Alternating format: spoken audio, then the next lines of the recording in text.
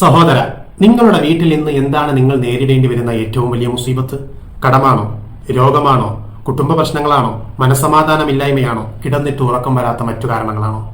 എന്തിരുന്നാൽ തന്നെയും വിശ്വാസിയായ ഒരു മനുഷ്യനാണ് നിങ്ങളെങ്കിൽ ഇൻഷാ അല്ലാഹ് ഞാൻ നിങ്ങൾക്കൊരു മരുന്ന് പറഞ്ഞു തരാം, ഒരു വഴി പറഞ്ഞു തരാം. അത് വേറൊന്നുമല്ല, ആദരവായ പ്രവാചകനോടുള്ള പ്രണയമാണ്.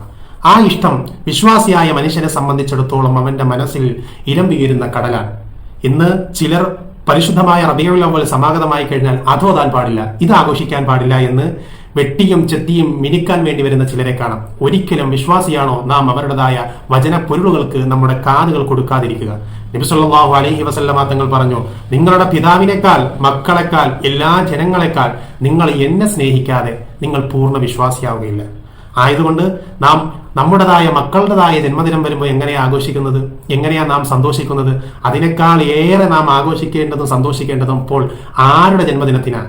ഇതാണ് ഈമാനിന്റെ മാനദണ്ഡം. മുഅ്മിനീങ്ങളെ നോക്കൂ, സ്വഹാബികളുടേതായ ചരിത്രങ്ങൾ തന്നെ നമുക്ക് എടുത്തു നോക്കിക്കഴിഞ്ഞാൽ ശത്രുക്കൾ മഹാനായ സെയ്ദ് റളിയല്ലാഹു അൻഹുവിനോട് ചോദിക്കുന്നുണ്ട്, നിനക്ക് പകരം ഇവിടെ മുഹമ്മദ് നബി സല്ലല്ലാഹു അലൈഹി വസല്ലമ തങ്ങൾ കിടന്നാൽ മതിയായിരുന്നില്ലേ എന്ന് മഹാനായ സെയ്ദ് റളിയല്ലാഹു അൻഹുവിനോട് ചോദിക്കപ്പെടുന്നതായ സന്ദർഭത്തിൽ ആ അന്ത്യശാസനത്തിൽ മഹാനായ സെയ്ദ് റളിയല്ലാഹു അൻഹു പറഞ്ഞ മറുപടി, ഇല്ല, നബിക്കൊരു മുള്ളു തറക്കുന്നത് പോലും ഞാൻ സഹിക്കുന്നില്ല.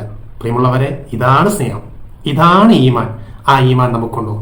മഹാനായ അബൂബക്കർ സിദ്ദീഖ് റളിയല്ലാഹു അൻഹു മഹാനുഭാവന്റെ മടിയിൽ തലചായ്ച്ച് നബി സല്ലല്ലാഹു അലൈഹി വസല്ലമ തങ്ങൾ ഹിറാ ഗുഹയിൽ ഉറങ്ങുമ്പോൾ പാമ്പ് കടിച്ചു, അനങ്ങിയില്ല ആര്? അബൂബക്കർ സിദ്ദീഖ് റളിയല്ലാഹു അൻഹു. കാരണം എന്തേ?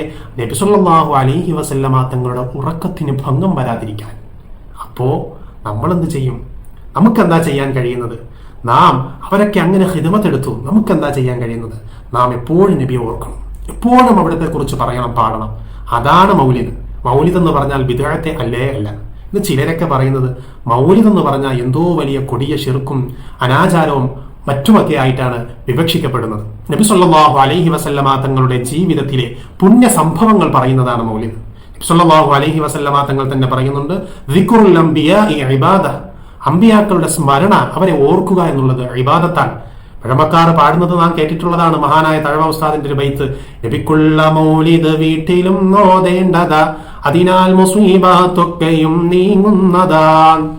പണ്ടൊക്കെ സ്ഥിരം നമ്മുടേതായ വീടുകളിൽ മൗലിദുകൾ ഓതിക്കൊണ്ടിരുന്നു. പ്രിയമുള്ളവരെ, മൗലിദ് ഓതുന്നിടത്ത് റഹ്മത്തിന്റെ മാലാകമാർ ഇറങ്ങി വരും. അവിടെ നിന്ന് ജിന്ന്, ഷെയ്ത്വാൻ, അതുപോലെയുള്ള ഇഫ്രീത്ത്, മറ്റ് നമ്മുടേതായ നയനങ്ങൾക്ക് നോക്കിക്കാണാൻ കഴിയാത്തവരുടേതായ ഷർറ് ശല്യങ്ങൾ മാറും, ഫിത്നാത്ത് ഷുറൂറാത്ത് മാറും, കടം തീരും, രോഗം മാറും, വീട്ടിൽ സമാധാനം വരും. സഹോദരങ്ങളെ, നാളെ മഹ്ശറയിൽ നമുക്ക് ആരുണ്ട്? നാളെ മഹ്ശറയിൽ നമുക്ക് ആരുമുണ്ട്? ആരുമില്ല, ഇണയില്ല, തുണയില്ല. അന്ന് നാം ഓടിച്ചെല്ലേണ്ടത് ഈ നബി സല്ലല്ലാഹു അലൈഹി വസല്ലമ തങ്ങളുടെ, ഈ മുഹമ്മദ് മുസ്തഫ സല്ലല്ലാഹു അലൈഹി വസല്ലമ തങ്ങളുടെ അടുത്തേക്കാണ്. അപ്പോൾ ഇന്നു മുതൽ നാം തീരുമാനിക്കണം, ഈ റബീഉൽ അവ്വലിൽ ഇൻഷാ അല്ലാഹ് നമ്മുടേതായ വീട്ടിൽ കുടുംബത്തോടൊപ്പം നാം മൗലിദ് കഴിക്കും. അല്ലെങ്കിൽ എല്ലാ വെള്ളിയാഴ്ച രാവിലെ മക്കളോടൊപ്പം